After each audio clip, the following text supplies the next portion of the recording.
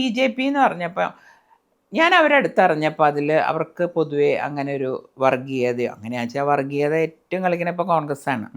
അവരിപ്പോൾ ഒരു വിഭാഗം ആൾക്കാരെ മാത്രം പിടിച്ച് കൊണ്ടുപോകണ രാഷ്ട്രീയം. ഇപ്പം നമ്മൾ കേരളം കഴിഞ്ഞു കഴിഞ്ഞാൽ ഈ വർഗീയത ഇത് കാണാനില്ല. കാരണം എന്താണെന്ന് വെച്ചാൽ കോൺഗ്രസ്സിന് ജീവിക്കണമെങ്കിൽ അവർ വേണം. അപ്പോൾ അവരെ പറഞ്ഞ് തെറ്റിപ്പിച്ച് ഇപ്പം എന്താ പറയണ്ട എല്ലാ ദിക്കിലും അവരെ കൊണ്ടൊക്കെയല്ലേ BJP ജയിക്കണത്. പക്ഷെ ഇവിടെ അങ്ങനെയല്ല. ഇവിടെ അങ്ങ് വെറുപ്പിച്ച് വെച്ചിരിക്കുക.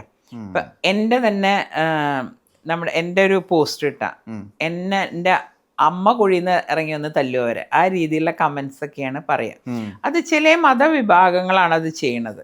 അവർക്കുള്ള ഒരു എന്താ പ്രശ്നം എന്ന് ഞാൻ നോക്കിയിട്ട്, പലരും ഗൾഫിലൊക്കെ ജോലിയുള്ള ആൾക്കാരാണ്. അവർക്ക് വൈകുന്നേരം 5 മണി കഴിഞ്ഞാൽ വേറെ പണിയൊന്നുമില്ല. അപ്പോൾ നമ്മളെ ചീത്ത വിളിക്കുക, ഒരാളെ ചീത്ത വിളിക്കുമ്പോൾ ഒരു സുഖം കിട്ടുമല്ലോ. ആ സുഖം കിട്ടിക്കോട്ടെ എന്ന് ഞാനും വിചാരിക്കും. അതിനൊന്നും കമൻറ്റ് പറയാൻ പോകാറില്ല. അവരൊക്കെ വിചാരം ഇങ്ങനെ പറഞ്ഞാൽ ഞാൻ വേദനിക്കും എന്നാണ്. അതിനേക്കാൾ എത്രയോ വേദനകൾ കഴിഞ്ഞിട്ടാണ് ഞങ്ങൾ ഇതിലേക്ക് എത്തിയത്.